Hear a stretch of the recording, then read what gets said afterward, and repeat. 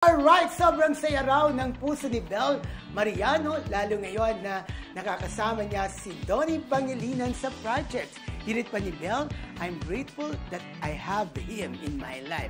Aminado rin ito na totoo mga emosyon at kilig na ipinapakita niya sa mga eksena nila ng aktor, lalo na't mahirap naman daw itong ipekte. Oh! Yeah. Alam mo, isa sila sa mga love teams talaga na kahit napabalita noon na etong si Donnie, ang type talaga si Maymay, etong si Donnie, may crush kay Catherine. Ang tibay pa rin ng kanilang Don Bell. At saka parang feeling ko ay lalo silang nade-develop sa pero itong ano na ito na sinasabi nilang may relasyon daw, may ganyan. Ako hindi ako naniniwala.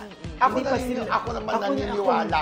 Kasi ganito, ako naniniwala na nagkaroon sila ng relasyon before, na naghiwalay na ayos. Pero ngayon, meron ganun na bilang item natin, Charos, na parang okay na sila. Actually, parang nagkaroon talaga ng pero ngayon, wala na. Parang wala. Yun lang pero kung ko, nararamdaman ko na magjowa pa rin sila, pero tago. Pero yung ngayon, di ba, pwedeng ibig sabihin nun, I'm grateful that I have him in my life. Nasabi nga nito ni Beth, na parang syempre happy siya na, o kung hindi man jowa na dumating sa buhay niya, si James Reid, di ba? Na parang, ang matang sabi niya, James Reid. Si James Reid ka, si James Reid, niyan dating kalaktif ni Nadine Lustre ka, si James Reid.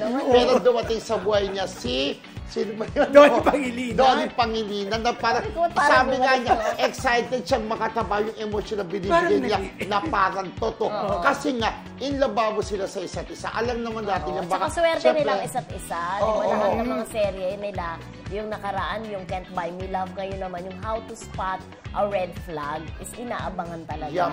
Pero isipin mo, after nung dahil nga nag-click talaga ang taas ng rating nung yung Can't Buy Me Love. Ito agad, nasundan agad itong serye, di ba? Pero, ang balita ko, kung doon ako nagkakamali, parang nag-guest yata dito si Marian Rivera.